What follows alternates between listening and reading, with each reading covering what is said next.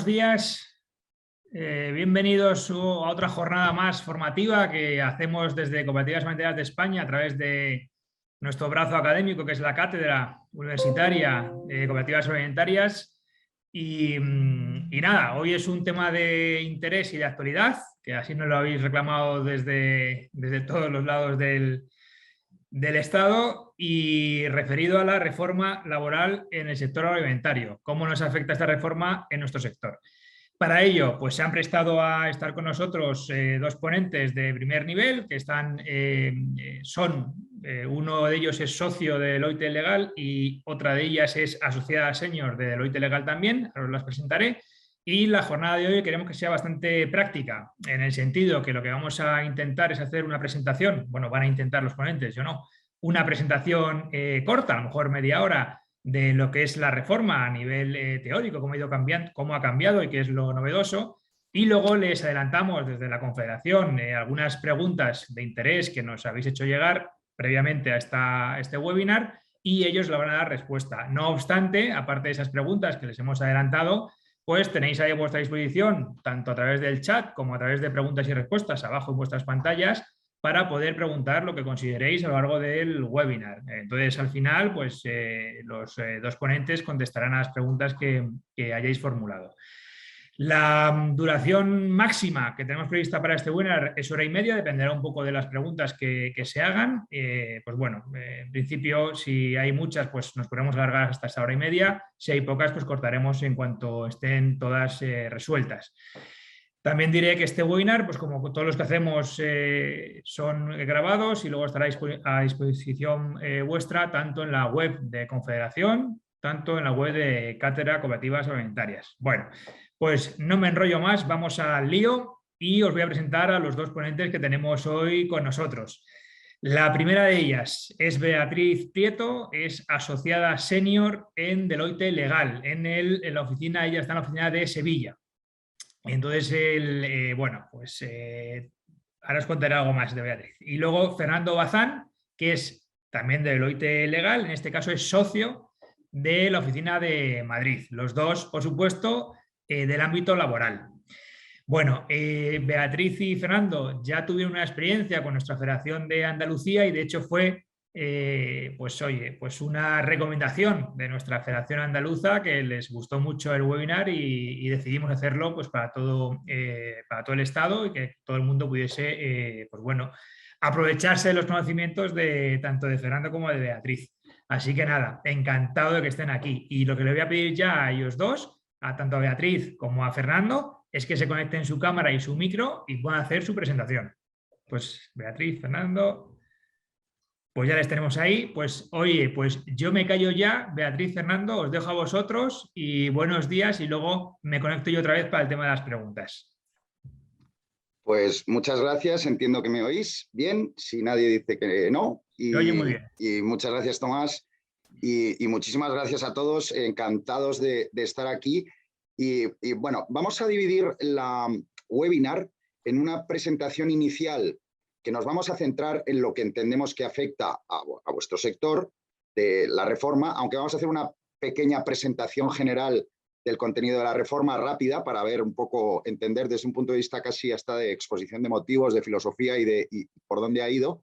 Y luego ya nos vamos a centrar en contratos, en la contratación, en lo que ha habido modificaciones en la contratación temporal y en la contratación también de fijos discontinuos, que yo creo que es extremadamente relevante y lo más importante, sin ninguna duda, que os afecta al sector.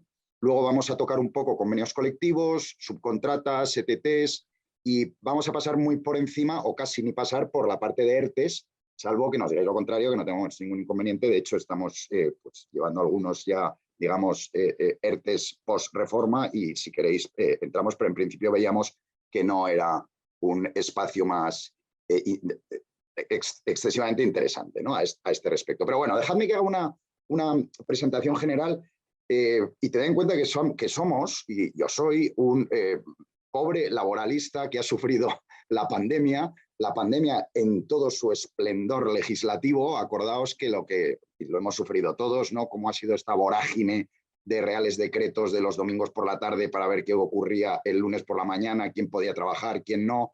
etcétera, etcétera, ¿no? Y entonces anhelábamos, es verdad que ha habido ciertos retazos de legislación a lo largo de tanto de la pandemia como anteriormente, parecía que iba a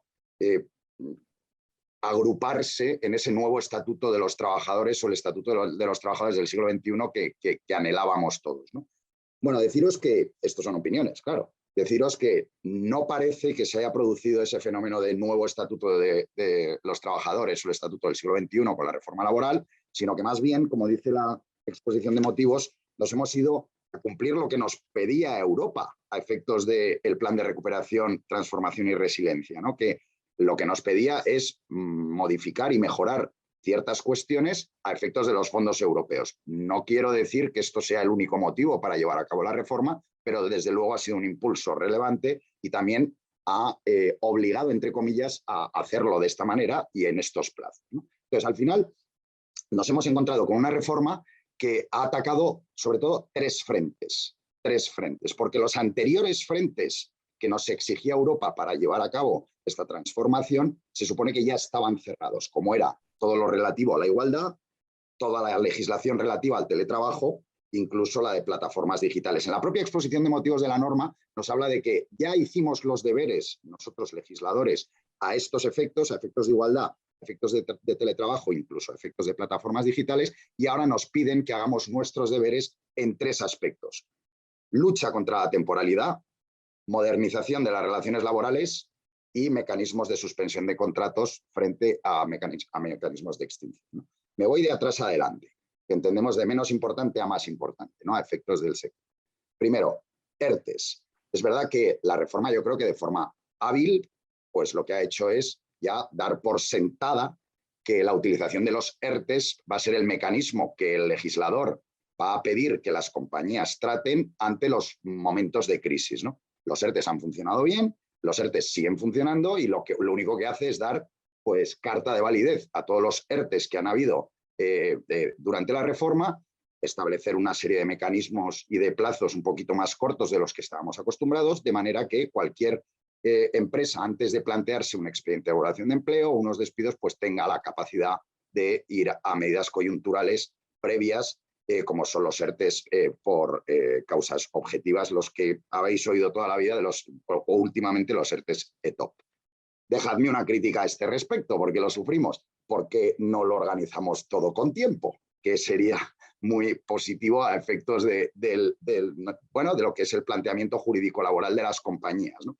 Nosotros estamos llevando a cabo ERTES en otro sector, en el sector de agencias de viajes, y 3 días antes de que venza el plazo de los ERTES de fuerza mayor, prorrogan un mes los nuevos ERTES, bienvenidos sean, pero podrían hacerlo un poquito antes, y luego todavía no sabemos qué va a ocurrir porque acordaos que en la reforma, bueno, acordaos no, os indico, en la reforma tanto se establecen los ERTES por causas objetivas como los ERTES, lo que llaman el mecanismo red, que son unos ERTES especiales que se activan en el caso por parte del Consejo de Ministros, o bien sectorial, o bien por circunstancias determinadas, pero que todavía no sabemos en qué se traducen porque todavía no ha sido desarrollado las condiciones y los procesos necesarios para llevar a cabo esos ERTES.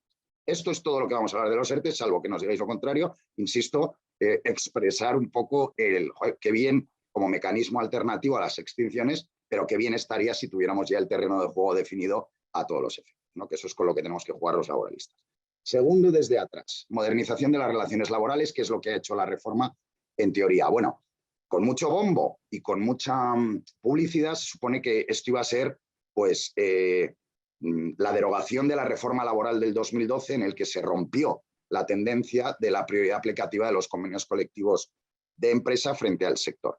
Veremos y explicaremos después que realmente el cambio que ha operado es que lo único que ya no tiene prioridad aplicativa del convenio de empresa es en lo relativo a salarios y a condiciones salariales. No es baladí porque lo que hace es, como mínimo, empatar con el sector a efectos salariales, de manera que las empresas, que es lo que en teoría busca el legislador, no hagan lo que llaman el dumping social. Es decir, yo tengo un convenio de empresa con salarios inferiores al sector y entonces compito de forma, entre comillas, deshonesta porque he sido capaz de acordarlo por lo que sea, porque mis contrapartes no tienen la fuerza suficiente como puede tener un sindicato en el sector y entonces tengo salarios menores y compito de esa manera. Y luego la primera, que es la que sin duda nos afecta hasta el tuétano y os afecta hasta el tuétano, que es la revolución, entre comillas, de la contratación temporal, ¿no? Ahora iremos al detalle, pero efectivamente ahí sí que se ha producido un cambio bastante radical, con cierto decalaje en la entrada en vigor de los diferentes contratos, pero sobre todo conceptualmente. Y entonces ya si quieres, Bea, vamos un poquito a seguir la presentación, ¿no? Esta parte ya la hemos explicado, entonces vamos a centrarnos en las novedades en materias de contratación, ¿no? Os decía, porque es fundamental, y yo, no es que sea un buen somnífero si a alguien le falta el sueño, pero la lectura pausada de la exposición de motivos de la ley, si alguien tiene curiosidad en entender de dónde vienen las cosas, es una lectura muy recomendada, porque ahí te explica, oye, nosotros hemos hecho esto por estos motivos, ¿no? Entonces, lo que tenemos que tener en la cabeza a efectos futuros es que el legislador ha dicho, el contrato de trabajo se presume concertado por tiempo indefinido, gran titular, de neón y con luces. Y eso nos va a llevar a modificar o adaptar las políticas de las compañías para cumplir con esa filosofía, porque esa filosofía luego, pues, influirá en la calificación de los contratos temporales, influirá en la actuación de la inspección de trabajo, influirá en la estrategia de contratación futura, etcétera, etcétera. Entonces, insisto, la premisa de la que parte el legislador es que el contrato de trabajo se presume concertado por tiempo indefinido y establece unas menores excepciones a ese carácter indefinido del contrato de trabajo para permitir la contratación temporal. Entonces, lo primero que hace, y me voy a quitar esto de aquí que si no, no me entero, eso es. Lo primero que hace es, bueno, se elimina el contrato por obra. Como ya todos sabéis, ya no existe, no va a existir a partir de marzo el contrato por obra o servicio determinado. Un contrato que se utilizaba, por supuesto, en este sector de forma amplia y en multitud de sectores. Ese contrato ya no va a poder celebrarse toda vez que se elimina esa posibilidad. Insisto, se elimina el contrato por obra o servicio. Segundo, se establecen dos modalidades contractuales temporales nuevas que se definen de la siguiente manera. La primera es las nuevas, válidas, porque no son nuevas, porque el primero, o sea, son nuevas en su contenido, no nuevo en su concepto, ¿no? El primero es el de circunstancias de la producción, el que era el contrato eventual, contrato de duración determinada por circunstancias de la producción, y luego la sustitución de personas trabajadoras como un desarrollo de lo que era el contrato por interinidad, ¿no? Entonces, el contrato de duración determinada por circunstancias de la producción, el eventual, ahora mismo tiene dos modalidades. Se establecen dos modalidades: circunstancias imprevisibles y circunstancias previsibles. El primero de ellos, aquel en el que ocasionalmente y de forma imprevisible se produce una oscilación de la actividad, aun tratándose de una actividad normal de la empresa, ¿vale? Entiendo, actividad normal de la empresa, pero tenemos un pico, un punto de trabajo en el que necesitamos contratar. Y es imprevisible, insisto, es clave el concepto imprevisible y previsible, porque las condiciones contractuales entre una circunstancia y otras son distintas, aunque todas descansan en el contrato de duración determinada por circunstancias de la producción, pero tanto en plazos como en condiciones son distintas, ¿vale? Entonces, ese desajuste temporal que tiene la circunstancia ocasional e imprevisible, siempre y cuando esa circunstancia no responda a supuestos incluidos en el contrato fijo discontinuo, por contextualizaros, el gran ganador, entre comillas, de esta reforma es el contrato fijo discontinuo. Es donde quiere el legislador que descanse la contratación, e incluso algunas voces dicen que se vuelca la contratación temporal en el fijo discontinuo. Por cierto, hay algunas voces muy ilustradas, por otro lado, que al final lo que indican es que esto es una especie de cambio de cromos, entre comillas, ¿no? La temporalidad de los contratos de obra o los eventuales que no cubren o las circunstancias de la producción que no pueden estar cubiertos por estas dos modalidades irán todos a fijo discontinuo, que se convertirá en una especie de subcontrato temporal. Bueno, eso está por ver, ¿no? Pero es cierto que lo que te dicen es, insisto, incremento ocasional imprevisible, que no pueda responder a supuestos incluidos en el fijo discontinuo. El legislador permite hacer un contrato temporal de 6 meses. Temporal de 6 meses, ampliable por convenio hasta 1 año, ¿vale? También se admite como causa para este contrato las oscilaciones que deriven de las vacaciones anuales.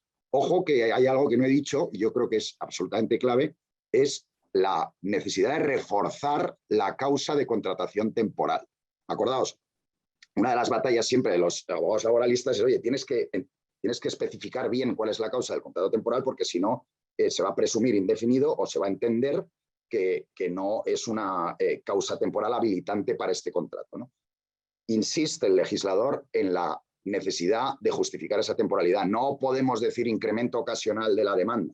No podemos decir incremento de la necesidad de, yo qué sé, de recogida de lo que sea. No, tenemos que especificar de forma precisa y concreta cuál es el motivo, porque si no nos va a venir la inspección y nos va a decir que eso no, que el legislador de forma clara ha dicho, uno, todo es indefinido, salvo lo que se demuestre lo contrario, y dos, no tienes una causa justificada de temporalidad lo suficientemente específica y explicada como para que se entienda. Entonces, ojo, y ahí ponemos una línea roja con la causa y la explicación de la causa en la contratación temporal. Y ya hemos dicho, primera modalidad contractual, circunstancias imprevisibles, que son 6 meses prorrogable por otros 6 por convenio colectivo. Bien, y la segunda modalidad de contrato de duración determinada por circunstancias de la producción es el mismo contrato, pero por circunstancias previsibles. Esto sí que es una novedad, ¿no? Entonces, aquí lo que habla el legislador es para atender situaciones ocasionales previsibles con una duración reducida. Ocasionales previsibles con una duración reducida. Y entonces te da un periodo máximo para utilizar este contrato a lo largo del año, que son 90 días. Y además indica que no pueden ser utilizados de manera continuada.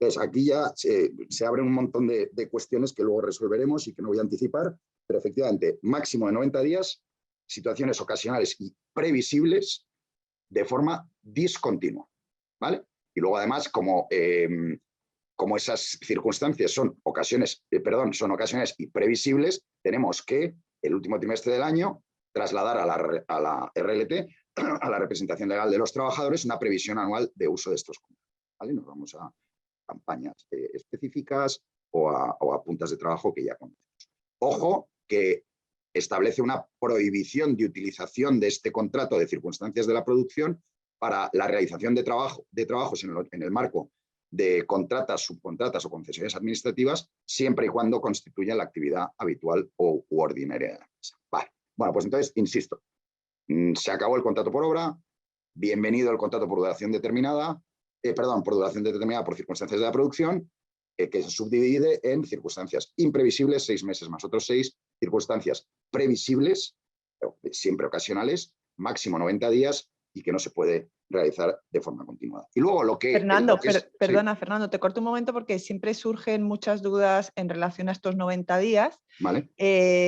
No has comentado que en cada uno de esos 90 días la empresa puede contratar al número de empleados que quiera. Correcto. Lo iba a decir en las preguntas porque es una de ellas, pero efectivamente, que es una de las preguntas, ¿puedo contratar a 1000 trabajadores durante esos 90 días? Pues sí, en principio no existe un número máximo de trabajadores a contratar durante ese periodo. Lo que sí que existe es un periodo máximo. O sea, tú no puedes utilizar este contrato más de 90 días al año. ¿Vale? Eso es. Bien, entonces, en lo que se refiere a lo que, pues un poco el desarrollo o la modificación o adaptación del contrato de interinidad, que ahora es el contrato por sustitución de trabajador con reserva de puesto de trabajo, se utilizará para aquellos supuestos que se establecen aquí en esta slide, ¿no? Tenemos la sustitución de una persona trabajadora con derecho a reserva de puesto de trabajo, luego la posibilidad de completar la jornada reducida de un trabajador con derecho a reducción de jornada establecida por ley o por convenio, y luego la cobertura temporal de un puesto de trabajo durante el proceso de selección con una duración máxima de 3 meses. Hay que especificar, hay una serie de cuestiones que luego comentaremos también comunes a los contratos, hay que especificar el nombre de la persona trabajadora sustituida, la causa, y luego algo que parece sensato es que se puede iniciar con 15 días de antelación de la ausencia como máximo, de manera que se pueda adaptar ambas personas al nuevo puesto. Entonces, si continuamos, vea, un último apunte relativo a las normas comunes a estos supuestos de contratación temporal. Insisto, para que nos acordemos, ya no existe el contrato por obra, existe el contrato eventual por circunstancias de la producción, circunstancias previsibles, circunstancias imprevisibles y el diferente tratamiento. Bueno, ahora empezamos con los castigos, entre comillas, ¿no? Es decir, ¿cuándo va a entenderse que el contrato no está correctamente realizado o adquieren la condición de fijos? Lo primero, insisto, la persona contratada incumpliendo las condiciones establecidas o la causa de temporalidad. No podemos utilizar este contrato como tampoco podíamos antes, si no concurre la causa de temporalidad, y volvemos a insistir en la necesidad de especificar de forma clara la causa en el contrato, porque si no, esto, en nuestra opinión, en un futuro próximo va a ser el foco, sin ninguna duda, de la inspección y vamos a tener que estar bien armados a ese respecto.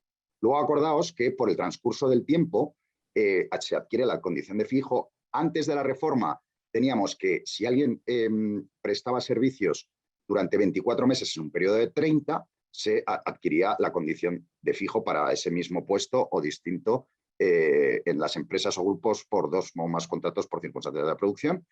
Acordaos, antes era 24 meses en un periodo de 30, ahora son 18 meses en un periodo de 24. 18 meses en un periodo de 24. Si durante 18 meses se prestan servicios en esas condiciones con estos contratos, con 2 o más por circunstancias de la producción, en un periodo de 24. ¿Vale? Y luego lo segundo, que es también, bueno, en el fondo es lo mismo, ¿no? Una vez que ya un puesto ha sido ocupado por personas que han trabajado con ese tipo de contratos durante 18 meses en un periodo de 24, no podrá, o sea, adquirirá la condición de fijo si hay un subsiguiente trabajador que ocupa ese puesto. Lo mismo, en un periodo de 18 meses, perdón, en 18 meses de un periodo de 24. Bueno, otra serie de características que no son poco importantes, pero bueno, como veis aquí, la empresa debe facilitar por escrito a la persona trabajadora en los 10 días siguientes al cumplimiento de los plazos un documento justificativo sobre su nueva condición de persona fija en el caso de que se cumplan los plazos anteriormente señalados, que también lo puede solicitar esa persona trabajadora al Servicio Público de Empleo. Y bueno, luego hay una previsión sobre que los convenios colectivos podrán establecer planes de reducción de temporalidad. Veremos a ver dónde nos lleva eso, criterios de conversión de contratos temporales a indefinidos y porcentajes máximos de temporalidad. Y luego sí que hay un punto muy importante a efectos de infracciones y sanciones, como veis en el último apartado de esta transparencia, y es que se incrementa la sanción por la transgresión de la normativa que regula la contratación temporal, que va desde 1.000 a 10.000 euros, y ojo, se aclara y se indica y se especifica que será constitutiva de una infracción por cada trabajador afectado. Cada trabajador afectado. Bien, bueno, pues este es el panorama que tenemos a efectos de contratos de duración determinada, y si te parece, Bea, bueno, perdona, antes de eso, es verdad, este apunte con los famosos, ¿cuántos eran? 26 euros de cotización adicional para los contratos de duración determinada inferior a 30 días, ¿no? Aquí ha habido mucha discusión si era proporcional a los días que se había trabajado o cuál era el cálculo a hacer. Ya está todo aclarado. Todo contrato de duración determinada inferior a 30 días tendrá una cotización adicional a la finalización del mismo de 26 euros, que es el resultado de multiplicar por 3 la cuota resultante de la base mínima del grupo 8. Pero buenas noticias para el sector. Como veis en el punto 1, los trabajadores incluidos en el sistema especial para trabajadores por cuenta ajena agrarios no están sujetos a este incremento de cotización. Sí, aquellos trabajadores que estén en el régimen general, aun siendo de una empresa que pueda del sector de agrario, pero siempre y cuando no esté incluido en el sistema especial para trabajadores. También se excluye, como veis en el 2, en el 3 y en el 4, otro tipo de supuestos como los empleados de hogar, minería del carbón o los contratos por sustitución. Y ahora sí, Bea, a por el fijo discontinuo, que es el rey de la reforma, diría yo, ¿no? Sí, es un poco la otra cara de la moneda de lo que comentaba Fernando, que es donde supuestamente quiere tender el gobierno y el legislador a que pase los contratos temporales que no cumplen los requisitos. ¿Vale? Entonces, ha sido un poco shock el cambio porque es verdad que el contrato fijo discontinuo era una modalidad que no se utilizaba mucho en España. Está como muy focalizada a determinados sectores. Sí que es verdad que en el campo, pues en algunas empresas se solía utilizar, también es verdad que otras no lo utilizaban. El sector turismo, pues algunos hoteles también lo utilizaban, pero no era una modalidad muy extendida y por tanto no es habitual que los convenios colectivos lo regulen, salvo que sea pues, alguno de estos sectores o alguna empresa que sí que lo está utilizando y tiene su convenio propio. Lo que hace el legislador es un poco regula los supuestos en los que se va a poder recurrir a estos contratos fijos discontinuos. Entonces nos habla, la idea es cuando hay una necesidad permanente en la empresa, ¿vale? Pero no necesito a esa persona durante todos los días del año o todos los meses del año, pero sí que es una necesidad permanente. Entonces nos habla de trabajos de naturaleza estacional, de trabajos vinculados a actividades de temporada y trabajos que tengan, o sea, son de prestación intermitente, como os digo, no son durante todo el año, y con periodos de ejecución ciertos, ¿vale? Ya sean determinados o indeterminados.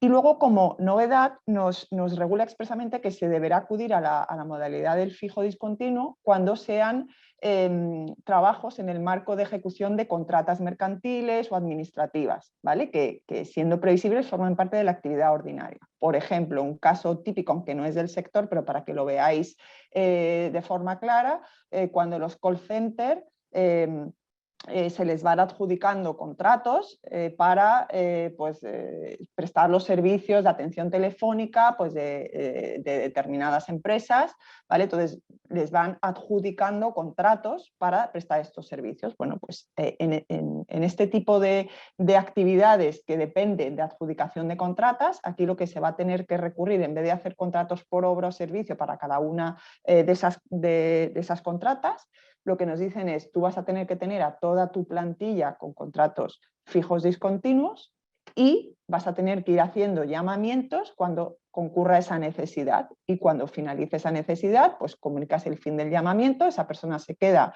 digamos, cobrando prestación de desempleo si tiene derecho a ella y cuando te vuelva a surgir otra necesidad porque te vuelvan a adjudicar otro contrato, por ejemplo, pues vuelves a hacer el llamamiento. Además, también como novedad, y lo veremos más adelante, se establece la posibilidad de que las empresas de trabajo temporal contraten a personas a través de contratos fijos discontinuos para cederlos a empresas usuarias. Es decir, que las empresas de trabajo temporal ya no solo van a poder intermediar en trabajos temporales, sino que se les da también esa facultad de hacer contratos fijos discontinuos. Lo que no sabemos si cambiará la denominación de las empresas. Como formalidades, bueno, pues aquí llamamos la atención, va a ser muy importante con carácter general la regulación que los convenios colectivos hagan de esta modalidad, si es que no la regulaban, o las modificaciones que hagan para que las empresas bajo ese convenio puedan recurrir a estos tipos de contratos. Lo que sí que nos dicen es que se va a tener que reflejar estos contratos fijos discontinuos por escrito, reflejando los elementos esenciales de la actividad laboral, pues obviamente la duración del periodo de actividad, la jornada de trabajo y su distribución, ¿vale? Y para estos últimos, la ley dice, para estos últimos, entendemos que se refiere para jornada y distribución horaria, dice que el contrato va a poder indicar una duración estimada, ¿vale? Y que luego se concretará en el momento en que se realice el llamamiento. Aquí se ha comentado mucho también porque la anterior regulación del contrato fijo discontinuo en este punto lo que hablaba es que el contrato debería determinar una duración estimada del periodo de actividad. Y aquí, si os fijáis, quita la palabra estimada, dice duración del periodo de actividad y solamente para jornada y distribución horaria habla de que eso sí que podrá ser estimada. Entonces, hay mucha crítica en ese sentido porque se dice, sobre todo en el sector del campo, se dice, oye, muchas veces las campañas dependen de las condiciones climatológicas, de muchas circunstancias que no se pueden controlar al inicio. Entonces, yo no puedo indicar en el contrato cuál va a ser la duración de esa campaña, de esa actividad, ¿vale? Entonces, aquí primero habrá que estar a lo que regulen los convenios, pero el sentido común nos dice que lo que habrá que hacer es hablar de duraciones estimadas.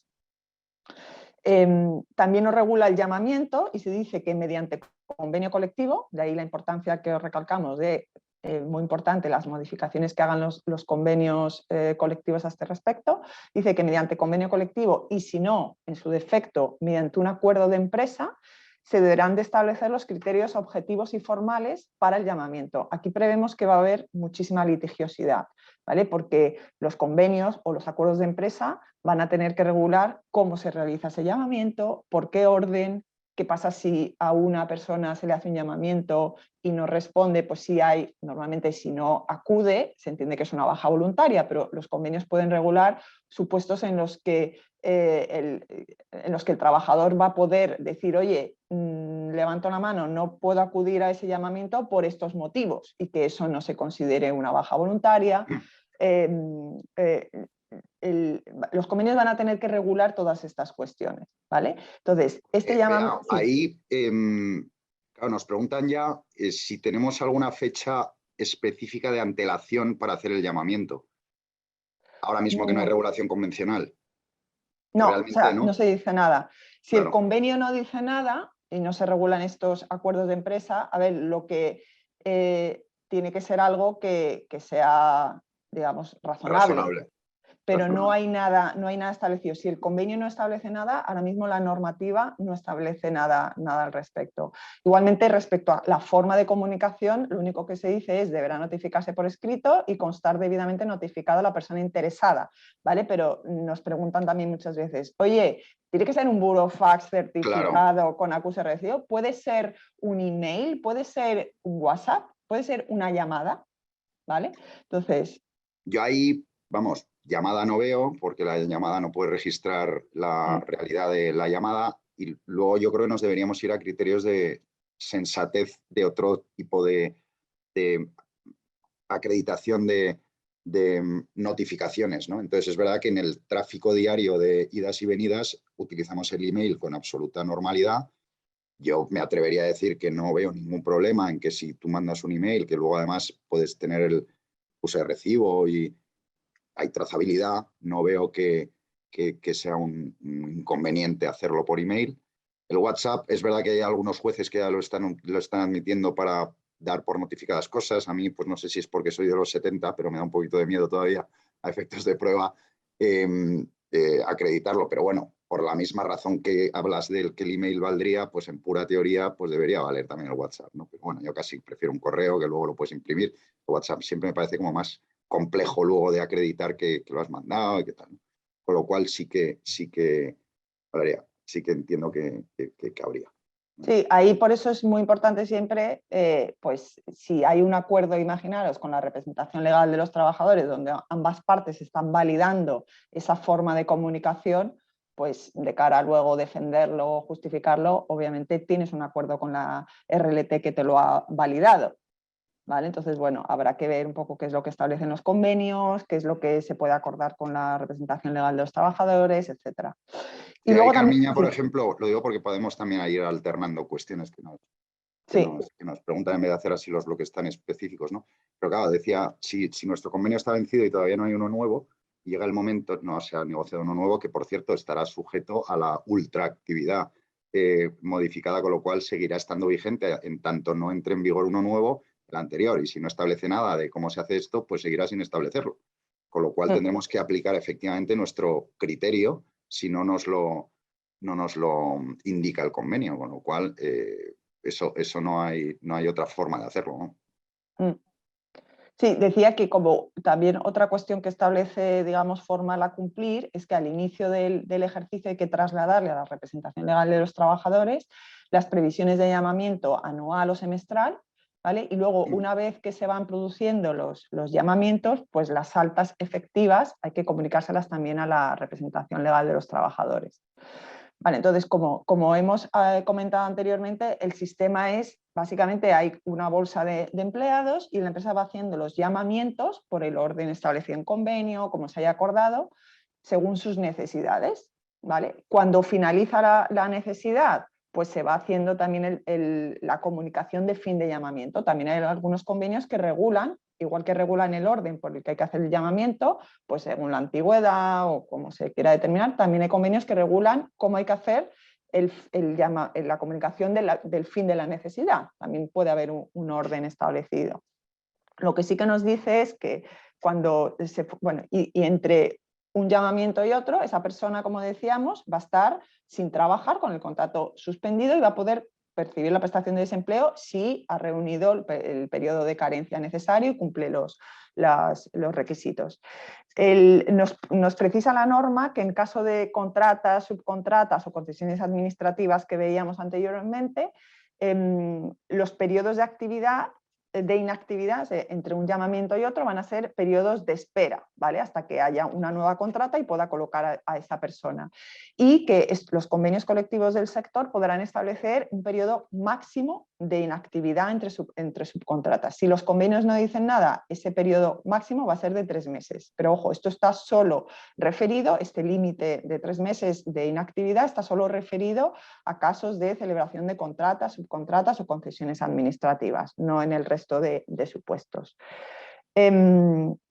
Hay convenios también que van a poder establecer, lo permite la ley, un periodo mínimo de llamamiento anual, es decir, como una garantía mínima de, oye, las personas van a tener que trabajar un mínimo de X días al año. O una cuantía por fin de llamamiento que habrá que pagar a los trabajadores cuando el fin de un llamamiento concreto coincida con la terminación de la actividad y no se produzca un nuevo llamamiento a esa persona, ¿vale? Eso son cuestiones que van a poder regular los convenios. Y luego también se habla de la posibilidad de crear una bolsa sectorial de empleo de forma que integre a todas las personas fijas discontinuas durante los periodos de inactividad y sea, digamos, como una bolsa común de personas fijas discontinuas que están en esa fase de espera en todo el sector.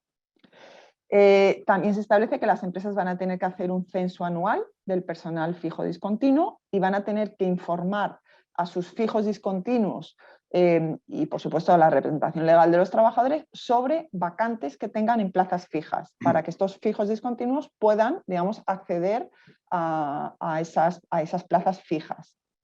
Y aquí hay una cuestión que ha sido bastante polémica y también sobre la cual nos preguntáis.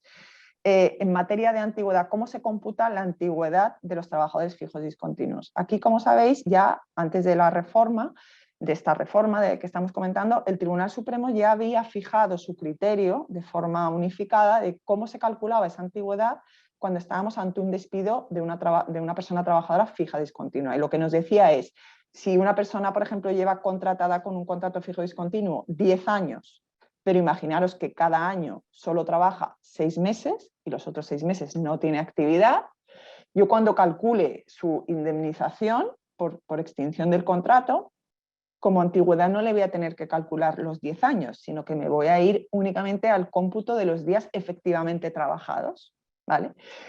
Pues ahora llega la norma y establece que las personas trabajadoras tienen derecho a que su antigüedad se calcule teniendo en cuenta la duración de toda la relación laboral y no solo el tiempo de prestación de trabajo efectivo. Y establece una excepción.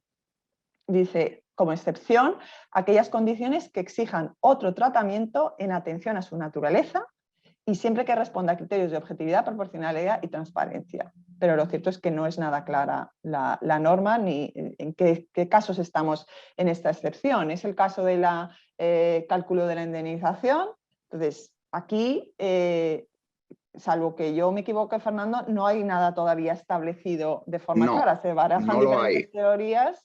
No lo hay y ya veremos, porque esto llegará al Supremo, imagino, dentro de no sé cuánto, y nos dirá, claro, nos dicen Carmiña que no entiende el punto, nosotros tampoco, la verdad, es verdad. O sea, al final, es verdad que te dice, tendrás en cuenta todo el periodo, independientemente de que sea efectivo de trabajo, pero al final lo que se está interpretando es esa excepción, lo que nos va a dar pie, entre comillas, es a dividir por el salario entre los días trabajados. No el salario entre 365, porque, o sea, perdón, el salario de los días trabajados, quiero decir, no el salario anualizado, porque es que entonces no tendría ningún sentido, ¿no? Pero bueno, la norma es específica y dice claramente que se tendrá en cuenta toda la duración de la relación laboral, ¿no? Entonces yo imagino que, o sea, tú no puedes dejar de tener eso en cuenta. Lo único que... Sí, perdón. No, dale. No, digo que ahí lo que tú comentas que se está barajando es, vale, yo esa persona en el ejemplo que os hemos puesto no le voy a contar una antigüedad de 5 años, le voy a contar la antigüedad de 10 años, ¿vale? Pero luego su salario, si él ha cobrado durante 6 meses, si ha trabajado en el último año solo 6 meses, yo voy a coger ese salario que corresponde a 6 meses y lo voy a dividir entre los 365 días del año, con lo cual me sube el parámetro de la antigüedad, pero por otro lado me está bajando el parámetro del salario día. Claro. O sea, lo que no tiene sentido es que la indemnización a una persona que ha trabajado, imaginaros, os he puesto en el ejemplo 6 meses, pero imaginaros que trabaja 2 meses al año. No tiene ningún sentido que se le calcule una antigüedad de 10 años con un salario, con su mismo salario que tenía, porque más cuando el Tribunal Supremo ya había dicho cómo se calculaba. Pero como dice Fernando, esa cuestión no está clara. No, no lo está. De hecho, hay muchísimas cuestiones que descansan en la negociación colectiva, que descansan en la interpretación de la norma y luego será, pues, como siempre, interpretado por los jueces que irán creando la jurisprudencia necesaria para ir aplicando todas estas cuestiones. Ten en cuenta, lo digo a efectos también de lo que estáis preguntando, vamos a terminar la exposición y luego resolveremos todas las preguntas, no os preocupéis, y volveremos a por ellas, pero sí que queremos dar un tinte general de las cuestiones de la reforma, ¿no? Y también tener en cuenta que la complejidad que tiene interpretativa, en el sentido de que, bueno, pues habrá cosas que estarán a lo que ocurra en los tribunales. Pero continúa, a ver. Sí, nada, simplemente a efectos de empresas de trabajo temporal, como os habíamos adelantado antes, se va a permitir a las ETTs que contraten a trabajadores para cubrir varios contratos de puesta a disposición. Es decir, mediante un único contrato dirán, pues primero vas a ir a esta empresa usuaria, luego vas a ir a esta otra empresa usuaria, siempre que en el contrato se regule, se detalle expresamente todas esas sucesivas empresas usuarias en las que va a prestar servicio. Y también se les permite a las ETTs hacer contratos fijos discontinuos. Es decir, las ETTs van a poder hacer contratos fijos, no temporales. Y va a haber un contrato entre la ETT y ese trabajador fijo discontinuo y van a ir asignando a esos trabajadores a diferentes empresas usuarias. O sea que primero se le asignará a una empresa usuaria con un contrato de puesta a disposición para trabajar en la empresa A. Cuando la empresa A ya no lo necesite, lo pasará a la empresa B e irán un poco asignando según las necesidades a estas personas, igual que cualquier otra empresa puede hacer contratos de de contratos fijos discontinuos, las ETTs también lo van a poder realizar. De hecho, parece que si hay alguna tipología de empresa favorecida, entre comillas, por la reforma, posiblemente sean las ETTs, ¿no, Bea? Sí, en ese sentido ganan. Vale, bueno, régimen transitorio es un poco lío, pero porque efectivamente la entrada en vigor de las modificaciones no es uniforme y no se produce desde el 1 de enero, desde la entrada en vigor del 31 de diciembre de 2021, ¿no? Entonces, por un lado, por la disposición transitoria tercera, tenemos un régimen específico de entrada en vigor. Los contratos por obra y servicio celebrados con anterioridad a la entrada en vigor de la reforma, así como los fijos de obra suscritos también en ese periodo previo, resultarán aplicables hasta su duración máxima. Es decir, tú has suscrito un contrato de obra en noviembre que vence en noviembre del año que viene, por lo que sea, pues no estará sometido a las vicisitudes de la reforma porque estará vigente y podrá continuar su vigencia hasta la duración máxima. Eso en cuanto a las obras. Luego ya acordaos que la obra, una vez que ya termine este régimen transitorio, desaparecerá como modalidad contractual. Y luego los eventuales por circunstancias del mercado, acumulación de tareas o exceso de pedidos y las interinidades realizadas también con anterioridad a 31 de diciembre del 21, de entrada en vigor de esta norma, también regirán hasta su duración máxima, ¿vale? Entonces los contratos previos hasta que termine. Luego, hay otro periodo que es entre el 31 de diciembre del 21 al 30 de marzo del 22, porque la modificación del artículo 15, es decir, el nuevo tratamiento de las modalidades contractuales, entra en vigor el 30 de marzo del 22. Entonces, ¿qué ocurre con ese periodo de tiempo desde 31 de diciembre, que no son los anteriores, sino los que se produzcan en ese periodo de tiempo? Pues como veis aquí, tanto los contratos para obra o servicio determinado, eventuales por circunstancias del mercado, celebrados en ese periodo de tiempo, se regirán por la normativa que les aplique, es decir, no están afectados por los cambios del artículo 15 y con la en la fecha que se han concertado, pero su duración no podrá ser superior a 6 meses. ¿Vale? Eso es un régimen específico. Ahora mismo se pueden concertar, bueno, ahora mismo, ¿qué día es hoy ya? Sí, estamos todavía en el periodo previo a la entrada en vigor, se podría celebrar un contrato por obra con un máximo de 6 meses, ¿vale?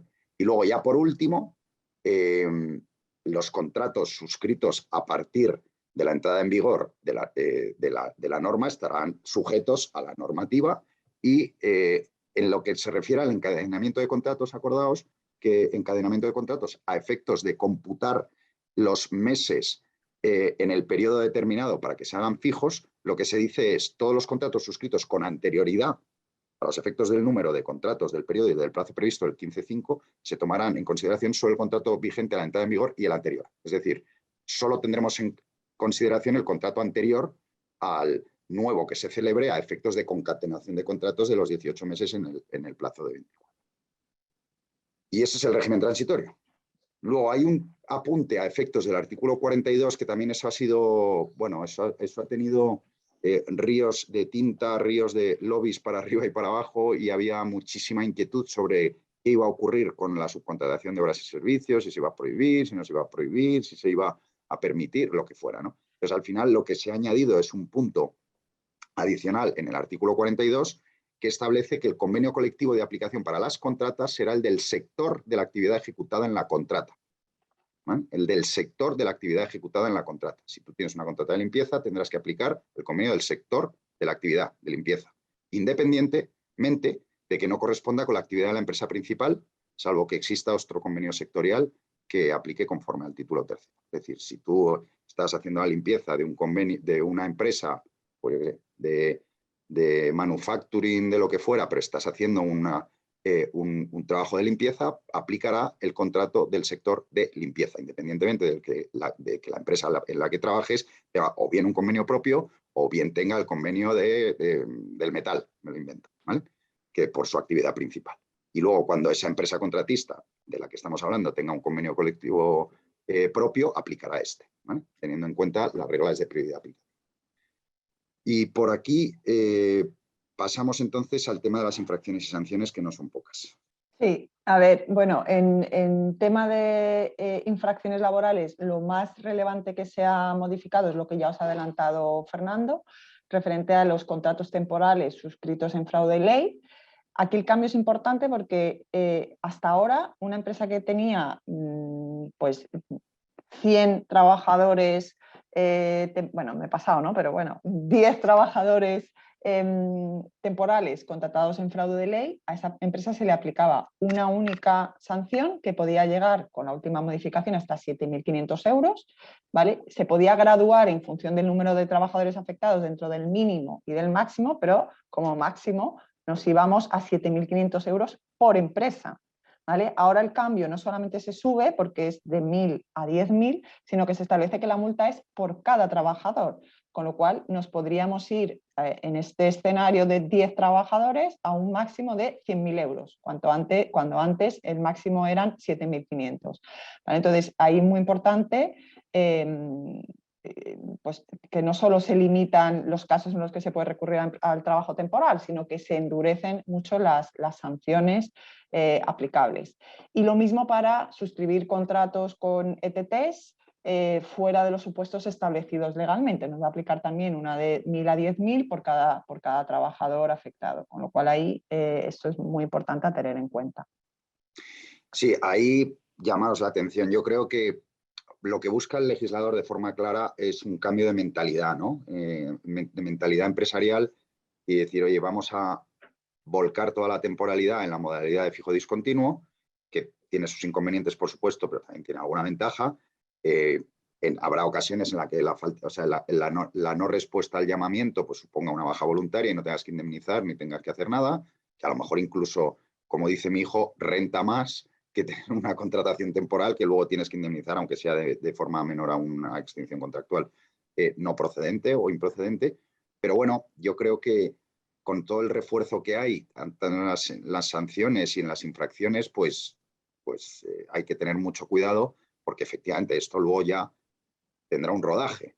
Pero yo creo que es el momento de, a lo mejor, intentar reflexionar sobre cómo tengo que configurar mi actividad y adaptarla a una nueva normativa que nos restringe, sobre todo en un sector como el vuestro, pues la libertad a lo mejor que teníamos a efectos de contratación y de entrada y salida de los trabajadores. Pues habrá que adaptarse, porque yo lo que creo es que esta norma no va a cambiar, aunque bueno, se aprobó, ya sabéis cómo, ¿no? Que madre mía. Pero no va a cambiar y lo único es que habrá una interpretación posiblemente restrictiva de los tribunales, porque siempre los jueces se van, y ahí me corriges, Bea, se van un poco también al espíritu de la norma, ¿no? Y al espíritu de lo que, o sea, los jueces no discuten si es una norma apropiada o no, es una norma que hay que aplicar y punto. Entonces, en el momento en que surgen dudas, en la experiencia que nosotros tenemos en los tribunales, pues se van al espíritu. Y el espíritu aquí es bien claro, y es que la norma es que en principio el contrato se presume por tiempo indefinido. Entonces, lo otro son excepciones que habrá que justificar muy bien. Habrá que hacer muy bien las cláusulas que justifican la temporalidad, habrá que tener muy en cuenta los plazos, habrá que ver por qué no hacemos un fijo discontinuo. Es lo primero que posiblemente que nos van a preguntar. ¿Por qué no haces un fijo discontinuo y has hecho un temporal? Pues tenemos que saber responder a esa pregunta, ¿no? Porque es verdad que hay una zona fronteriza y muy fina, en mi opinión, entre modalidades de contratación fijo discontinuo y temporales, como por ejemplo los de previsibles, ¿no? Pues a ver qué, ¿no? Cómo gestionamos eso de una manera que tenga sentido y que sea adecuada. No podemos ser más específicos porque esto es una norma de desarrollo y luego, afortunadamente para nosotros, que somos abogados laboralistas, es lo suficientemente poco precisa para que haya millones de dudas y veamos cómo se va desarrollando. Pero bueno, vamos a pasar ahora a los convenios. Va a ser mucho más rápido porque son cuatro pinceladas que hay que dar y luego ya enseguida empezamos a responder las preguntas. Bueno, en materia de convenios, como os decía, que yo creo que basta prácticamente con lo comentado anteriormente, es que acordaos, siempre desde el 12, desde la famosa reforma laboral, la prioridad aplicativa es del convenio de empresa en todos los ámbitos de la relación laboral, horas extraordinarias, horario, clasificación profesional, distribución del tiempo de trabajo, modalidades de contratación, conciliación, etcétera, etcétera, y salario y complementos salariales, todo lo que tenía que ver con remuneraciones. Eso es lo que cambia. El único cambio a efectos de prioridad aplicativa, porque es que se elimina del artículo el punto relativo a retribución y complementos salariales, de manera que la prioridad aplicativa, es decir, la necesidad de que el mínimo de abono salarial y de complementos salariales sea el del convenio del sector. Insisto que la filosofía responde, además lo dice vuelvo a insistir, en el interés que tiene la exposición de motivos, que lo que pretende es evitar algunos abusos que sí que se han producido, no, a lo mejor no en vuestro sector, pero sí en otros, y desde luego se han producido, ¿vale? A efectos de bajar el salario para competir de forma desleal al poder llevar a cabo un convenio de empresa con condiciones inferiores por no tener fuerza la contraparte en la negociación. Bueno, hay una aplicación transitoria para los convenios que estén en vigor y que sigan en vigor durante un determinado periodo de tiempo. Como veis aquí, esta modificación resultará de aplicación a los convenios colectivos suscritos y presentados a registro con anterioridad al 31 del 12, una vez que estos pierdan su vigencia expresa o como máximo en el plazo de un año desde la entrada en vigor de este Real Decreto Ley, ¿vale? Entonces seguirán vigentes con esa, se deberán adaptar, como que me parece que dice después, en un plazo de 6 meses, ¿no? De manera, si tú tienes un convenio cuyos importes salariales son inferiores a los del sector, seguirá estando en vigor como máximo un año y en 6 meses deberá ser adaptado a los mínimos del sector, ¿vale?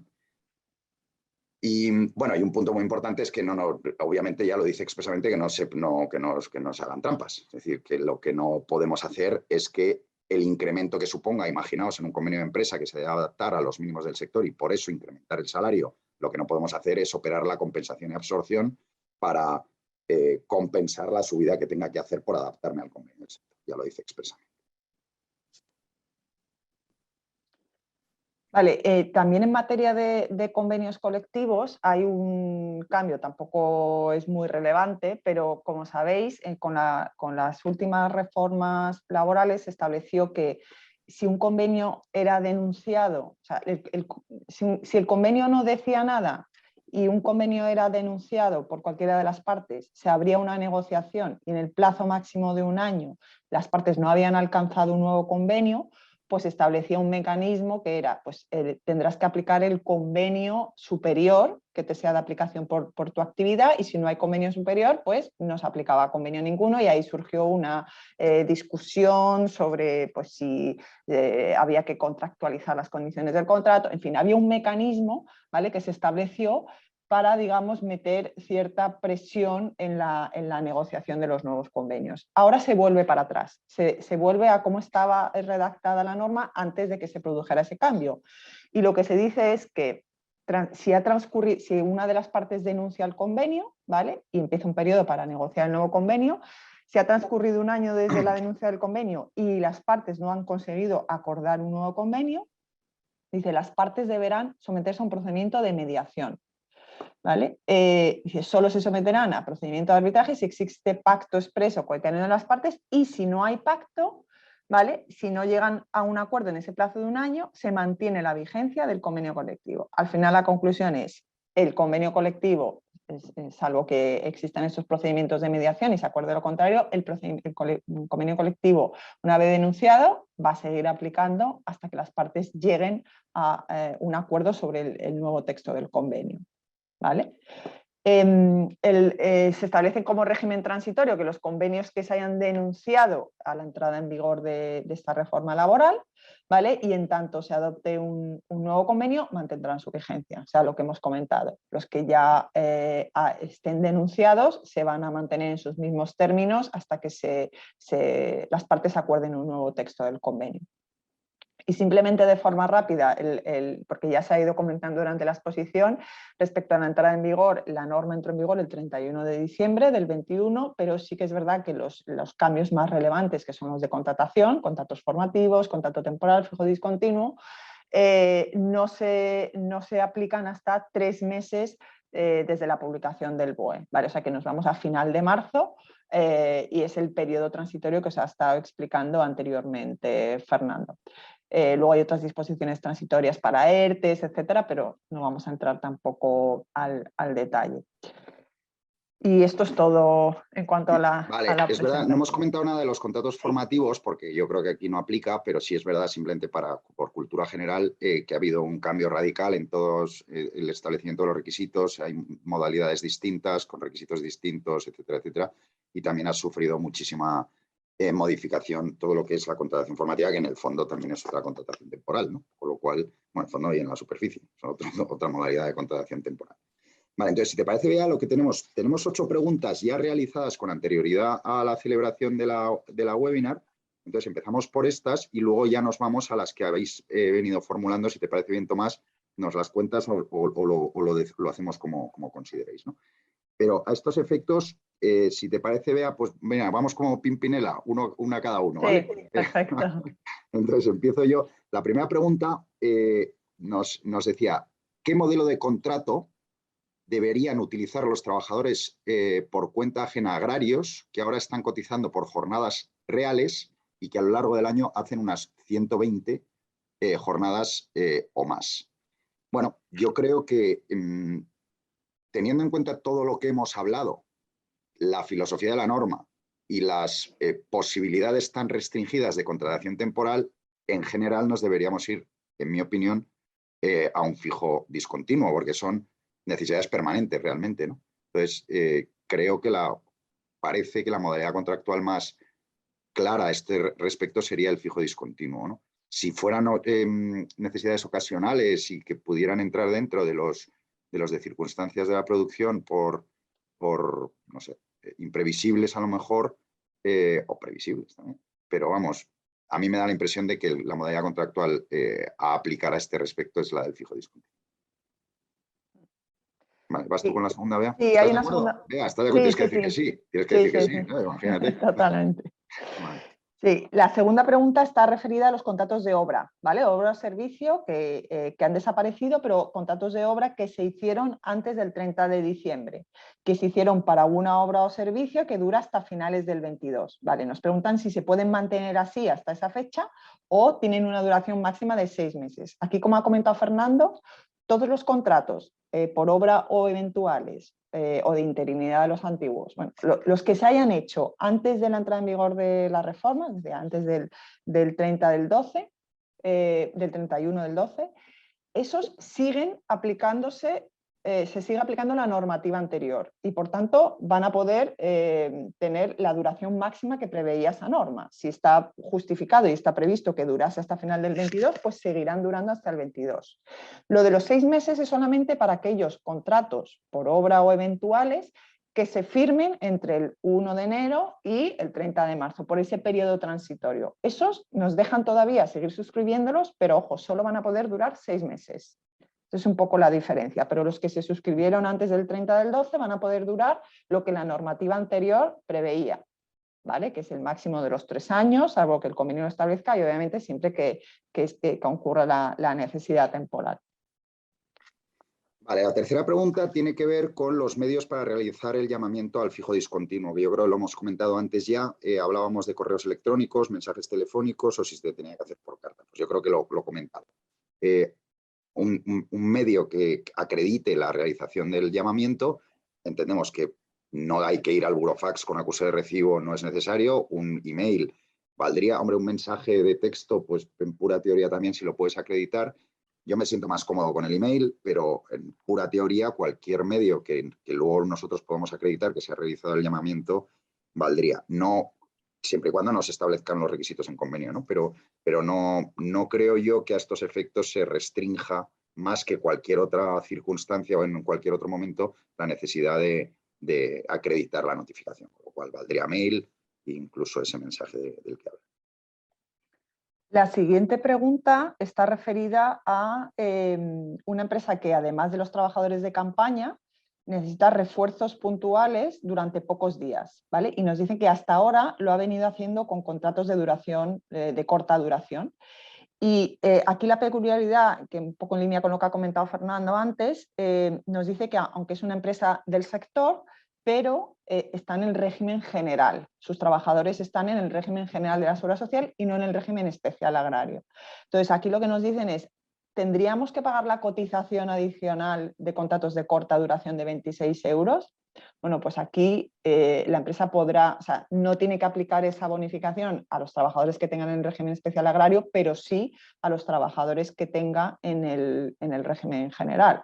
Y no hay, o sea, la única forma, digamos, de evitarlo es no irnos a estos contratos temporales, sino hacerlo con la modalidad de fijos discontinuos, pero ahí tampoco sabemos si son digamos, trabajos de muy corta duración y necesidades muy puntuales, pues habría que ver, porque a lo mejor tampoco tiene sentido el fijo discontinuo, pero habría que ver un poco la foto de la actividad concreta de la empresa, de cómo se van produciendo esas necesidades, etcétera, para entender mejor la casuística.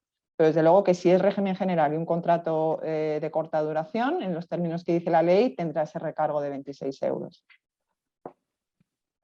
Vale, la siguiente pregunta tiene que ver con el límite de la duración máxima de los contratos temporales, los 18 meses en el periodo de 24, que nos preguntan si aplica a los vigentes firmados antes de 31 del 12, o si se firmaron antes se pueden estirar hasta los 24 meses en un periodo de 30, que es lo que operaba antes de la modificación, ¿no?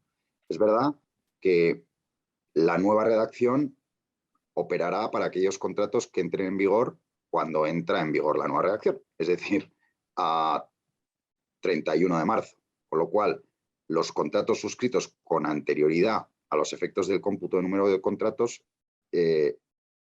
seguirán con el plazo previsto en el artículo 15.5 y se tomará en consideración solo el contrato vigente a la entrada en vigor, es decir, solo el anterior, ¿vale? De manera que esa es la especificidad de la cuestión. La siguiente pregunta está relacionada con un contrato por obra que se firmó antes de la entrada en vigor, ¿vale? Antes del 31 de diciembre y con un objeto, nos dicen con un objeto dependiendo de unas líneas de ayudas muy concretas con una duración de 2 años. Y nos preguntan, ¿hay que transformarlo en indefinido? ¿Se puede agotar el plazo inicial para el que fueron contratados, que eran 2 años? Pues aquí un poco en la línea con lo anterior, es decir, no es que haya que transformar contratos anteriores a las nuevas modalidades, porque ya hemos dicho que los contratos anteriores siguen su duración, siguen, digamos, dentro de la esfera de la normativa anterior, ¿vale? Con lo cual no hace falta transformarlos, esperamos a que terminen conforme a los plazos que tenían, ¿vale? Y no estaríamos incumpliendo nada a este respecto. Vale. La séptima pregunta tiene que ver con, yo creo que ya lo hemos comentado, la antigüedad en los contratos fijos discontinuos y que se va a tener en cuenta a estos efectos, ¿no? Entonces, ya habíamos comentado que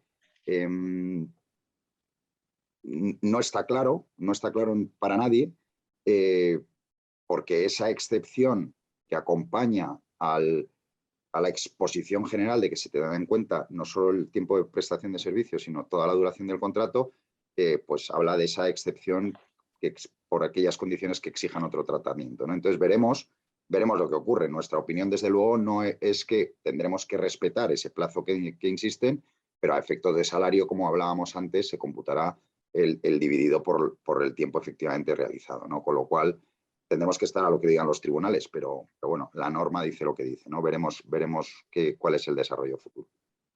Ahí es complicado pronunciarse, la verdad. Vale, y la última pregunta que nos habéis trasladado con antelación se refiere a una empresa cuya actividad es el arrendamiento de unidades de almacenamiento, ¿vale? A los operadores del sector oleícola, pues depósitos y trujales.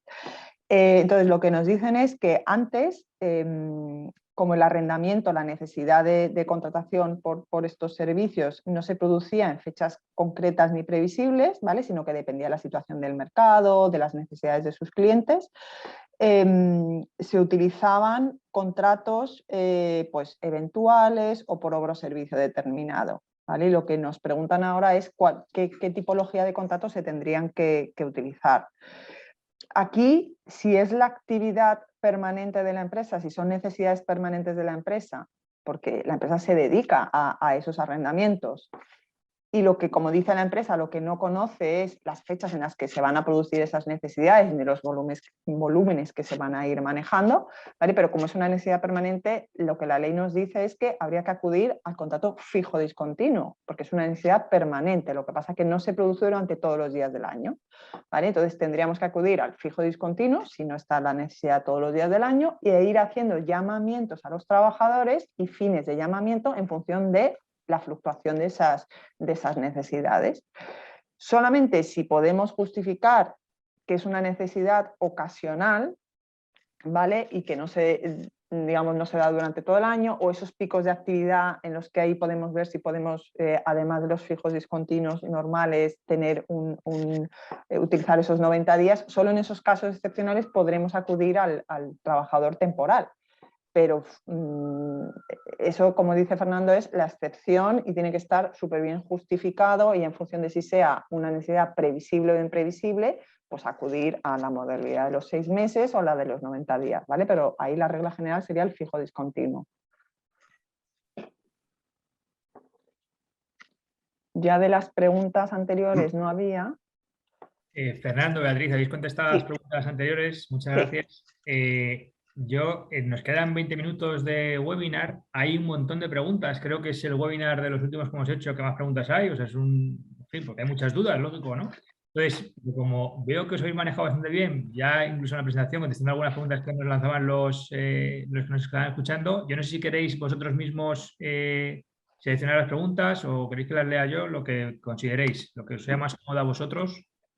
Bueno, pues si quieres, Tomás, yo abro aquí, empiezo por el chat y de principio a fin y hasta donde lleguemos. Y por supuesto habrá algunas que os anticipo que no sabremos, seguro, vamos, porque es complicado. Pero bueno, hablábamos la primera sobre la antelación para hacer el llamamiento, ya lo hemos comentado, que no está establecido, si puede ser por burofax, también lo hemos comentado. Luego nos preguntaba también Carmiña que si el fijo discontinuo, o sea, es para una vendimia y luego necesitamos para una otra tarea durante el año, ¿se le puede llamar?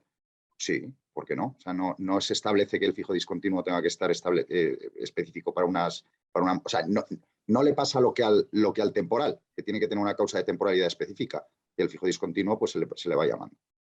Aquí podemos discrepar, Bea, en cualquier momento. Y bueno, no, ahí lo único que se me ocurre es que con la salvedad de que habrá que ver si el convenio colectivo regula algo al efecto, porque es verdad que hay convenios que hacen como bolsas diferentes en función de las funciones. Entonces, no sé si Carmiña está pensando en que las otras funciones son diferentes de la vendimia, pues otras funciones diferentes. Entonces, sí que es verdad que, bueno, salvo que el convenio colectivo establezca diferentes bolsas en función de las diferentes actividades y cada actividad debe de llevar su llamamiento en su correspondiente bolsa, que eso sí que lo hemos visto en algunos convenios, pero sí no se establece nada al respecto, pero eso son cosas que habrá que regular, porque efectivamente, oye, y si ahora tengo otra necesidad, tengo que seguir el orden de la bolsa, te puedo llamar a otra persona. Sí. Vale, lo siguiente es, ¿qué ocurre si se hace un llamamiento al trabajador y no contesta? ¿Qué ocurre, Bea? Pues si no se ha regulado ninguna situación de, digamos, excepción a esa no contestación, de justificar. No, normalmente si no contesta, se entienda que es baja voluntaria. Baja voluntaria. Sí. ¿Tenemos un plazo específico para entender que se ha producido la falta de respuesta? Salvo que venga en convenio. No. No. Tendremos que estar a plazos razonables, pero sí, entiendo que eso será una de las cuestiones que se establezcan en los convenios sin ninguna duda, ¿no? Sí, luego, viendo el final de esa pregunta, también en otros webinars nos ha surgido, oye, ¿y una persona que está como fija discontinua en diferentes empresas? Bueno, la cuestión es que si yo en mi empresa le hago el llamamiento y no contesta, porque está trabajando en otra empresa o lo que sea, salvo que el convenio, decimos, excepcione que en esos casos puede no responder si está trabajando en otra empresa, pero si no se dice nada, si yo le llamo y no me contesta porque está en otra empresa trabajando, a mis efectos es baja voluntaria. Baja voluntaria, eso es. Vale, la siguiente tiene que ver con el convenio, que estaba vencido y no se ha firmado uno nuevo. Tendremos que aplicar nuestro criterio. Entiendo que a efectos de llamamiento será, efectivamente, o sea, si el convenio que seguirá estando en vigor y en aplicación es el anterior, por lo cual, en tanto no entre en vigor un nuevo convenio con unas regulaciones específicas, nosotros tenemos que estar a lo que estamos haciendo ahora y a nuestro propio criterio, correcto. Vale, en las zonas rurales, para los llamamientos de los trabajadores para la campaña, es difícil llevar a cabo el llamamiento para el comienzo de la misma. En muchos casos existen trabajadores inmigrantes. ¿Cómo podríamos llevar a cabo esos llamamientos? Pues, es que no hay una regla específica. Como entiendo que tendréis el contacto y los medios y las direcciones o los lugares a los que hacerlo, no se me ocurre, o sea, no hay una forma específica distinta de hacerlo, ¿no? Sería de la manera que se vengan haciendo habitualmente o de la manera que podamos acreditar que se ha realizado. Sí, también un poco conociendo cada empresa cuáles son las limitaciones que va a tener en ese sentido, ya porque sean trabajadores extranjeros o por cualquier otro motivo, pues aprovechar para regular los medios de hacerlo para facilitar esa tarea, porque es verdad que todas las empresas del sector se quejan en que va a aumentar la burocracia y digamos, las obligaciones formales de llamamiento, de papeleo, digamos, tal, van a aumentar mucho. Entonces sí, pero es que no se prevé nada en ese sentido. Correcto. Luego hablaba Carmiña que no entendía el punto, yo creo que tiene que ver con lo de las indemnizaciones, o sea, con lo del cómputo que ya hemos comentado de la antigüedad de efectos de tiempo de trabajo de los fijos discontinuos. Nos preguntan también si los contratos fijos discontinuos tienen el límite de 18 meses sobre 24 para convertirse en fijos. No. El contrato fijo discontinuo no es un contrato temporal, un contrato fijo discontinuo que no está sujeto a las limitaciones y regímenes y condiciones de los contratos temporales. Nada tiene que ver el límite de 18 sobre 24 con los fijos discontinuos. No se convierte en fijo por este motivo en absoluto. Se podrá convertir en fijo porque, yo qué sé, trabajes 11 meses de los 12 del año o porque realmente sea un contrato no fijo discontinuo que responda a la modalidad, sino que sea un contrato fijo enmascarado, entre comillas, por un fijo discontinuo, pero no por el transcurso de los plazos de los contratos temporales, porque no es un contrato temporal. En el sentido del artículo 15.5, ¿no? Contestar las preguntas sobre el llamamiento. Estamos en ello, Virginia, a ver si somos capaces. Vale, una empresa en el régimen agrario con jornadas reales, ¿cómo computan los días de los contratos temporales? Sí. Por jornadas reales o los días entre alta y baja en la empresa. Bueno, preguntaban, perdón, que he dado por hecho que lo estáis leyendo todos. Una empresa en el régimen agrario por jornadas reales, ¿cómo computa los días en los contratos temporales por circunstancias de la producción de 90 días, es decir, los previsibles? por jornadas reales o los días entre alta y baja de empresa. Ahí me corriges, Bea, pero entiendo que son por jornadas reales. Sí, esta duda es verdad que ha surgido también en otros webinars porque tenemos que tener en cuenta que el régimen de cotización no ha cambiado, solo ha cambiado la tipología, o sea, los temas de contratación, contratos. Entonces sí que es verdad que vosotros dais de alta, esa persona está de alta, pero luego hay cotizaciones de días efectivos, aunque esa persona está de alta. Esto no se ha regulado expresamente por la norma, pero el sentido común lo que nos dice es que si el contrato se está regulando por 90 días, que son 90 días en los que tienes necesidad de trabajo efectivo, esos 90 días se deben de referir a 90 días de trabajo efectivo. Porque si no, digamos, el hecho de que esa persona esté de alta pero sin trabajar no nos puede consumir días de esos 90 días, no tendría mucho sentido. ¿Vale? Pero esto no lo regula expresamente la norma porque, como decimos, no toca nada de seguridad social. No sé si habrá posteriores aclaraciones por parte de tesorería, pero en principio nosotros entendemos que son días de trabajo efectivo. Sí, porque de hecho es como se regula esos 90 días en el año natural para el máximo, ¿no? Bueno, Juan nos comenta que en el campo, y como es normal, vamos a tener días de lluvia, viento, calor, que impiden el trabajo, y por lo tanto, aunque tengamos fijos discontinuos, no van a tener trabajo durante esos episodios, así como por circunstancias diversas como plagas, lluvias y tal. Podría haber circunstancias que impidiesen la realización de trabajos durante ese periodo. ¿Cómo se come esto si hemos de declarar un periodo de contratación, según habéis comentado? Bueno, a efectos de la contratación temporal, yo creo que queda aclarado con lo anterior, porque se tendrá en cuenta los días efectivos de trabajo.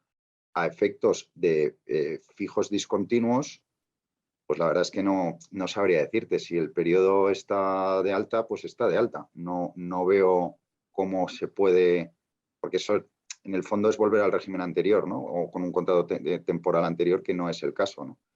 Si fuera el caso de un fijo discontinuo, la verdad es que no se me ocurre cómo gestionarlo.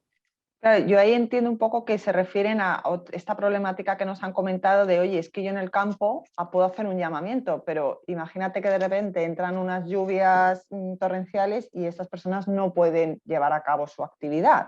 Entonces, ¿puedo comunicar el fin del llamamiento? Porque la norma dice que hay que comunicar la duración al inicio, pero esa duración no la sabemos porque puede variar. Entonces ahí, pues no sé también si los convenios colectivos podrán regular, oye, que en caso de, por circunstancias climatológicas o por cualquier otra cuestión, pues se pueda comunicar el fin del llamamiento y luego... O la suspensión, o a la lo mejor, ¿no? suspensión, sí, tipo ERTE, a lo mejor claro. También. Yo a lo mejor lo que posiblemente haría es, en el caso de que eso ocurriera, pues o aplazar, una especie de aplazamiento del llamamiento al estar afectado por una circunstancia excepcional no prevista, ¿no? Entonces, si yo te dije vinieras el lunes, pero tienes que venir el viernes porque hasta el viernes no vamos a poder trabajar. Yo creo que eso se podría hacer así. Vale. Si tengo un trabajador con contrato por obra o servicio desde noviembre del 21, ¿cuándo pasaría fijo discontinuo en el caso de que siga empresa durante el 22 algunos meses? Yo creo que ya hemos comentado, la obra anterior a la entrada en vigor sigue vigente y es válida hasta que termine el plazo. Con lo cual, en este caso, imaginaos que terminara en noviembre del 22, sería un contrato por obra que seguiría vigente hasta ese momento. Y luego ya, terminada la vigencia del contrato de obra, habría que ver qué se hace con ese trabajador o cómo se articula conforme a las necesidades y a la adaptación, o bien a los fijos discontinuos o a un temporal, si es que tenemos algún temporal que utilizar a este respecto. ¿Vale? Bueno, sigues tú, Bea, y así cambia la voz. Sí, dice, si no existe en la empresa representación legal de los trabajadores, ¿cómo se tienen que publicitar el orden de los llamamientos de los distintos puestos ocupados por fijos discontinuos? A ver, aquí la norma, recordar que decía que habrá que estarse a lo que diga el convenio y, si no dice nada el convenio, un acuerdo de empresa. Ahí no establece nada de casos en los que no haya representación legal de los trabajadores. Hombre, entendemos que si no hay representación legal, tu convenio no dice nada, tú no tienes obligación de negociar, no creo que tengas obligación de crear una comisión ad hoc y negociarlo. Se podrá establecer, entiendo yo, por la empresa y comunicarlo a la plantilla por los medios que habitualmente se comunique, pues que permita acreditar la fehaciencia, que todos han sido notificados de cuál es el procedimiento. Si se quiere dar más garantía, no sé, incluso si hacer una comisión ad hoc para negociarlo, pero no está, Yo no lo es haría. obligado. O sea, yo de entrada no lo haría. De entrada, en este supuesto, efectivamente establecería una política que tenga sensatez y que tenga sentido. Y a lo mejor se pueden coger ideas de convenios o de lo que se establezca por ahí, pero una política de compañía que se publicite, que se indique, y nadie nos está exigiendo que la tengamos que negociar ni acordar con nadie si no tenemos representación. Entonces yo lo haría, y si alguien en un futuro nos dice que eso está mal hecho, bueno, pues se hará de la manera oportuna, pero no de entrada. Mi opinión de entrada no. La siguiente pregunta dice que ¿qué ocurre con un trabajador que cotiza por jornadas reales en una empresa y que de forma habitual trabaja entre 10 y 15 días al mes? La empresa tendría que pasarlo a fijo, pero dentro de la actividad agrícola no existe ninguna posibilidad de cotizar en modalidad de jornada real, tampoco la posibilidad de parcialidad como en régimen general. ¿Para cuándo la posibilidad de contratar en la modalidad de parcialidad en el campo? Vale, o sea, esto es una persona que no trabaja durante todos los días en el mes. Ahí entiendo que sería el típico supuesto de un trabajo fijo discontinuo, ¿no? Yo creo que clarísimo. A efectos de esta norma, clarísimo. No tenemos otra opción más que esta. O sea, si trabajas 15 días al mes y que además son fechas ciertas y es un fijo discontinuo, ¿no? Vale, si tengo personal fijo discontinuo para vendimia, ¿puedo llamarlos durante el año para otras tareas que no sean vendimia, ya que esta se realiza solo una vez al año? Esto ya lo hemos comentado anteriormente. Dependerá o sea, qué otras funciones son las que le vamos a decir que desempeñe. Claro, habrá que ver si están dentro de su grupo profesional, habrá que ver si hay distintas listas de llamamiento en función de la actividad, es decir, habrá que analizar el caso concreto, ¿vale? La siguiente pregunta también es lo mismo. Luego habla de, en caso de trabajadores fijos o fijos discontinuos, hay que comunicar jornadas en Siltra a efectos de la cotización. Yo la verdad es que esto no lo sé. No lo sé. O sea, ahí no sé, porque es una pregunta muy específica del programa y no sabemos decir. Hagamos una cosa, preguntemos y nos intentamos enterar y si tomamos nota y si tenemos alguna respuesta os la hacemos llegar. Perfecto. Vale, está muy bien que se quieran hacer fijos discontinuos y más en el sector agrario donde hay en un porcentaje muy alto son labores eventuales. Dicho esto, nosotros nos encontramos con el problema de que los temporeros que vienen a realizar campañas previsibles y necesarias en la actividad de la empresa no siempre son los mismos y por otro lado, el hacer a un trabajador fijo o fijo discontinuo en tema de cotización se obliga a cotizar en modalidad general, lo que implica un aumento del costo y que no se tiene en cuenta. ¿Vale? El sector agrario depende mucho y no se trabaja todos los días. Sí, es que aquí la gran queja del sector agrario es que la reforma no ha tenido en cuenta su particularidad. Correcto. Hablan de que es uno de los sectores peores parados de esta reforma porque se ha pensado mucho en turismo, se ha pensado mucho en hostelería, se ha pensado mucho en este tipo de sectores, pero no tanto en vosotros. Y eso sí que, bueno, veremos en el futuro, ¿no? Si se ajusta. Pero, porque, ojo, esto es una reforma que a lo mejor luego tiene un desarrollo subsiguiente, ¿no? Puede ser. Veremos, porque además creo recordar, y ahí me corriges, Bea, que había como un mecanismo de revisión por parte del gobierno de no recuerdo exactamente dónde estaba, y es verdad que también lo fijaba para el año 2025 o algo parecido. Para la tasa de temporalidad Exacto, o algo así, ¿no? Exacto, que en su caso, si no, pues redefinir un poco las cuestiones que se habían tratado en esta reforma, ¿no? Entonces sí que hay una especie de ánimo de revisión continua, ¿no? Tanto entiendo para bien como para mal, ¿no? Siempre y cuando se reduzca la tasa de temporalidad, que insisto, esto es, partamos de esa base, o sea, y además es que es una cuestión también estadística, es que para que nos lleguen los 140.000 millones o los no sé cuántos mil millones, o parte de esos no sé cuántos mil millones, una de las cosas que hay que hacer en España es reducir la temporalidad. Pese a quien pese. Entonces, la reducción de la temporalidad, incluso, como algunas voces decían, puede ser un cambio de ficha, que me voy de la temporalidad antigua del contrato eventual o del contrato por obra a la temporalidad encubierta, entre comillas, del fijo discontinuo, ¿no? Pero bueno, en cualquier caso es una cuestión que la tasa, que es insoportable, es verdad que es insoportable, a efectos de país, pues eso tiene que bajar. Entonces, por eso lo hacen. Por eso, de ahí este cambio, ¿no? Bueno, nos pide Carmiña la presentación, ningún problema, os la mandamos. Luego, Antonio habla de cuántos trabajadores se pueden contratar en una misma categoría durante un periodo de tiempo en la campaña agrícola, a efectos, entiendo, de temporalidad. Pues lo que hablábamos de las circunstancias previsibles no establece un número máximo, con lo cual todos los que sean necesarios. Sí, porque ahí la reforma, en alguna de las borradores, sí que se trató de meter un porcentaje máximo de contratos temporales en la empresa, pero eso al final no se modificó, con lo cual no hay ningún límite, siempre que cumplan los requisitos. Correcto.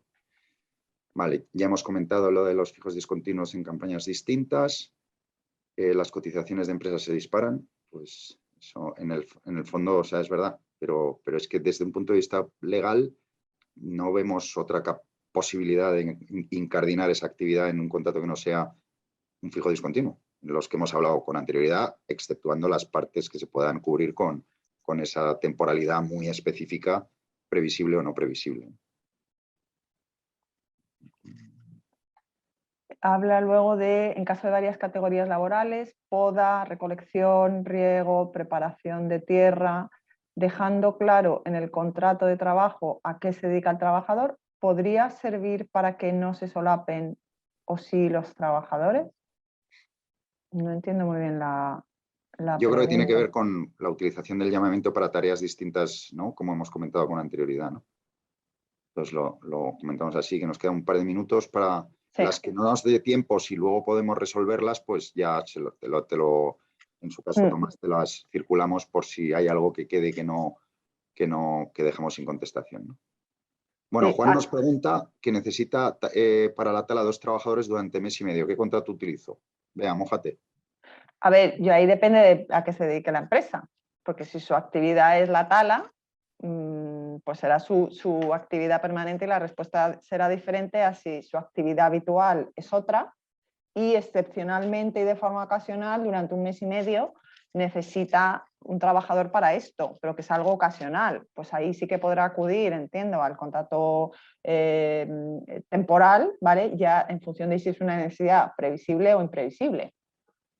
Yo creo Pero que el previsible, porque entiendo que la tala tendrá su momento y sabrá cuándo hay que hacerlo y tal, el previsible de un máximo de 90 días aquí podría perfectamente cubrirse, podría utilizarse. Sí, que ahí hilando con esa pregunta, Fernando, en el chat no el chat, sino preguntas y respuestas, hacen una, que la estoy justo viendo ahora, muy relacionada, y es si los 90 días los puedo hacer en diferentes periodos del año. Y ahí dice, por ejemplo, 10 personas en mayo, otras 10 en junio, otras 10 en julio. Ahí, como hemos comentado antes, no solamente es que se puede, sino que la ley obliga a que esos 90 días no sean continuados. Con lo cual sí que se podrán contratar un número ilimitado de personas. En periodos se puede separar los 90 en 10, 10, 10 o 20, 30, o sea, siempre que no sean continuados. No solo se puede, sino que se debe, como bien dices. Vale. Bueno, no sé si dejar las siguientes y ya tratarlas de responderlas. Sí, casi si os parece, Tomás, lo dejamos aquí y las revisamos tanto las preguntas del chat como del questions and answers no quedan muchas, pero sí que es verdad que quedan. Y las que podamos, pues os damos una respuesta y la circuláis, ¿vale? Sí, pues muchas gracias. Lo que habéis comentado, la ponencia, pues lo hacemos llegar a todos los participantes y si tenéis la amabilidad de contestar esas preguntas que han quedado pendientes, pues las hacemos llegar junto con la presentación y así se queda todo bastante claro. Pero bueno, pues ya para terminar, pues son las 11:30 y nos hemos cometido a que fuese 1:30. Yo creo que solo me queda agradeceros la claridad de la exposición. Creo que ha sido, vamos, fantástica. Espero que la gente que está al otro lado de las pantallas piense lo mismo. Ya digo, ha sido, pues creo que bastante agradatorio. Ha habido un montón de preguntas y eso quiere decir, pues bueno, que hay interés y muchas dudas por parte del sector, y creo que os habéis mojado y habéis contestado en las preguntas que se han realizado. Y nada, pues de verdad, muchísimas gracias.